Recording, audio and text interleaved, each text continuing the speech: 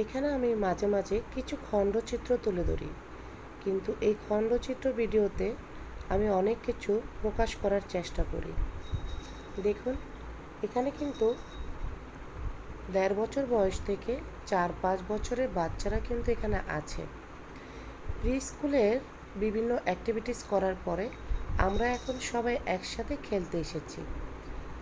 আমরা মূলত এই রুমে বাচ্চাদের সাথে খেলাধুলা বেশি করে থাকি। আমাদের আরও 2টি রুম আছে। আমাদের টিফিন টাইম থাকে 20 মিনিটের মতো। সেই টাইমেও কিন্তু বাচ্চারা মজা করে খেলাধুলা করতে করতে তাদের টিফিনটি করে ফেলে।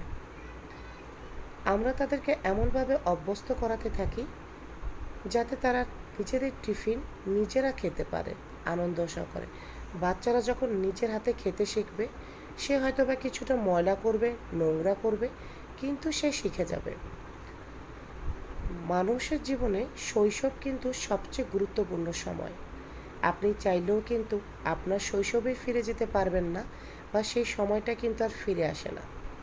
তাই আমাদের বাবা মার উচিত, আমাদের দায়িত্ব এবং কর্তব্য হিসেবে আমাদের ছোট্ট সোনামণিদের শিশুসুলভ পরিবেশে রাখার সুব্যবস্থা করা।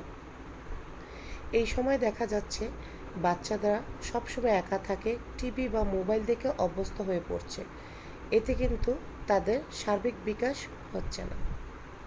বাচ্চাদের উচিত বাচ্চাদের সাথে কথা বলা, তাদের সাথে তাদের ভালো লাগা ভালোবাসাটা শেয়ার করা। দেখুন, এখানে কিন্তু একটি 11 মাসের বেবি আছে। সে কিন্তু ফকি 3 ফকি বছরের আমাদের আতা আরিজ গাছে এবং তোতা 5 বছরের পাখি আবরারের ডালিম সাথে গাছে খেলাধুলা মোর করছে। এত ডাকি, ওই সে বারান্দাটা আসার বন্ধ পরে করেন।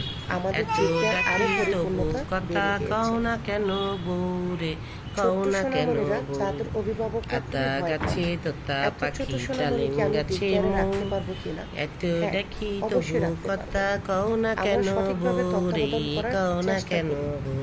আমরা উপলব্ধ না। ওয়াও। আমরা চাই এখানে আপনাদের ছোট্ট সোনামণিরা আনন্দ সহকারে যাতে বেড়ে ওঠে।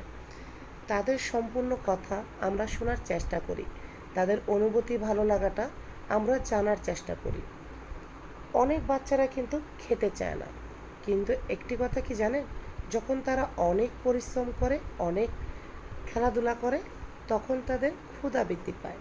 তখন কিন্তু তারা আনন্দ সহকারে তাদের টিফিনগুলো শেষ করে।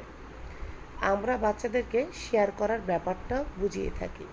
তারা নিজেদের টিফিনও কিন্তু তাদের বন্ধুদের সাথে শেয়ার করে থাকে। পাশাপাশি দেখুন, বাচ্চাদের কিন্তু এক জায়গায় বসানো খুবই কষ্ট।